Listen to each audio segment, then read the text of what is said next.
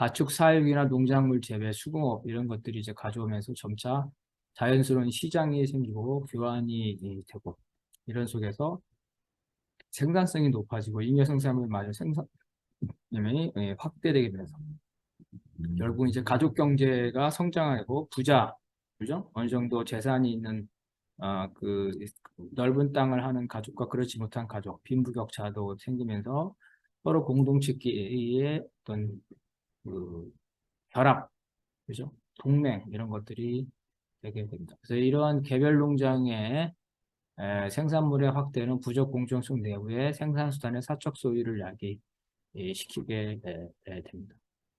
그 사적 소유의 발달은 재산의 불평등과 인간의 착취를 초래했다.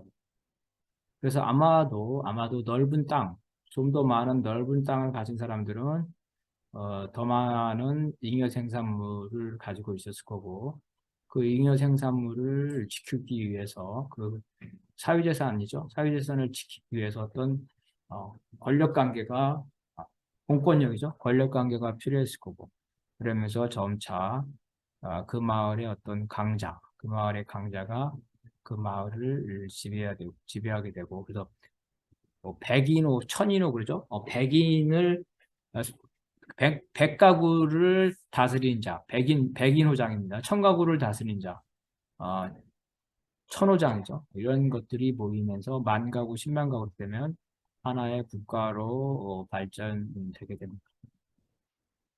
이제 생산력이 발전돼서 사람들은 그 사람을 가지고 농사를 짓게 하면 그 사람을 먹이고도 더 많은 양. 전에는 어, 생산력이 낮아서 사람을 가지고 농사를 짓더라도 그 사람 먹이면 남을 게 없는데 이제는 생산력이 한 사람이 자기 먹을 만큼 이상을 생산하기 때문에 전쟁 포로를 죽이는 것보다는 노예로 삼아서 생산을 하도록 하는 게 유리하게 됐다. 그래서 또한 이제 그 생산력이 발전하면서 사람이 하인이나 가사 노예를 둘 수 있게 됐다는 거죠. 근데 부족 간의 정복에 의해서 이제 그 경작지라든지 이런 사냥터라든지 이런 수탈을 함으로써 전쟁에 진 포로들은 노예가 되고 또 사유재산과 계급국가가 형성돼서 원시 공동체가 이제 해치되는. 그래서 원시 공동체는 이와 같이 잉여 생산물과 계급과 국가가 나타남에 따라서 각 지역의 조건에 따라서 아시아에서는 이제 대규모 농업을 합니다. 대규모 농업. 홍수가 나기 때문에 이 치수를 하기 위한 그죠? 뚝을 만들거나 치수를 하기 위한 대규모 사회가 필요합니다. 수천 명 정도가 일을 해가지고 대규모 공사를 해야 됩니다. 그래서 아시아적인 이 농경 국가. 고대 로마의 경우에는 이제 그 도시 국가. 처음에는 몇백 명 단위의 고립된 도시에서 최대 만 명이나 몇천 명 단위의 고립된 도시로 되는 그런 도시 국가가 되거든요. 고대 게르만족 공동체는 목축을 중심으로 해서 이동하는 공동체입니다. 그래서 예, 그래서 뭐 목축을 중심으로 이동하는 공동체의 대장이 있겠죠. 그래서 그 대장을 중심으로 해서 이동하는 마을이다, 유목민이다. 이게 게르만 공동체가 나오고 그렇게 변화됩니다. 그래서 이 원시 사회에 대해서 그 기술한 두 가지의 유명한 책이 있습니다. 제일 중요한 게 이제 모건의 고대 사회고 모건은 미국의 변호사입니다. 미국의 변호사인데 미국의 북미의 원주민들 특히 이제 이러콰이족을 관찰하면서 그들과 같이 삽니다. 같이 살면서 그들의 생활을 보는데 이러콰이족은 어, 그 당시에 부족 연맹 국가 6개의 부족이 연맹을 이루어서 만든 국가입니다. 그래서 연맹 국가였는데 거기 그 사람들의 생활을 관찰하면서 고대 사회는 이랬을 거다. 원시 사회는 이랬을 거다. 이렇게 이제 그 추측을 하면서 쓴 글입니다. 그래서 이 책에서 이제 인류의 발전 단계를 야만, 미개, 문명으로 나누고 또 각각들을 상중하로 나눴는데 자기가 관찰한 이로커이족은 시계주겠습니다. 모계시족. 이거를 부계시족인 그리스나 로마의 도시국가와 좀 비교를 했고요.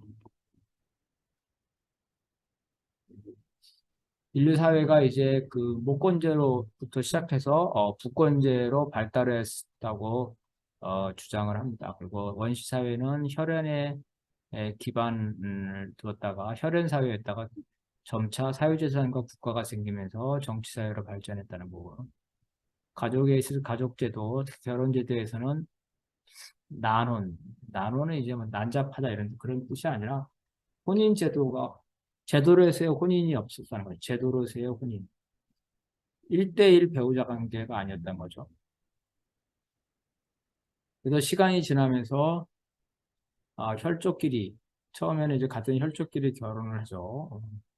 그래서 부모와 자식 간의 결혼은 동물도 안 한다 그랬죠. 그래서 아마도 이제 그 사촌이나 가까운 혈족끼리 결혼을 했었고 그런 것들이 점차 반혈족으로 그러니까 먼 친척들과 결혼을 하다가 결국 이제 조계혼으로 족외혼으로 되고 처음에 혼인제도는 어, 부인 한 명, 남편 한 명 이런 게 아니라 집단과 A씨족의 젊은이들과 B씨족의 젊은이들의 이러한 집단적인 성적 교류가 있었던 거죠. 결혼제도 자체가 있는 게 아니라. 그래서 이런 집단적인 혼인제도에서 우리 이제 뭐 그 영화 같은 데도 보는데 특정한 날, 예를 들어 단오다 그러면은 단오, 대보름이다 그러면 대보름 때는 A씨족의 청년들과 B씨족의 처녀들이 같이 축제를 해서 성적 결합을 통해서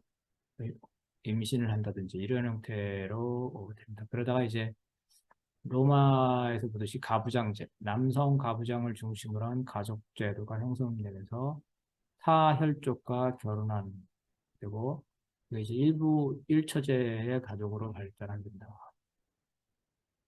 그래서 원시 공동체는 공산제적인 성격을 가지고 있다. 근데 이걸 알다시피 의도적으로 공산주의를 한 게 아니라 생산력이 낮았기 때문에 사적 소유를 할 수 있는 잉여 생산물이 없었기 때문에 어쩔 수 없이 자연스럽게 공산제적인 측면이 있었다.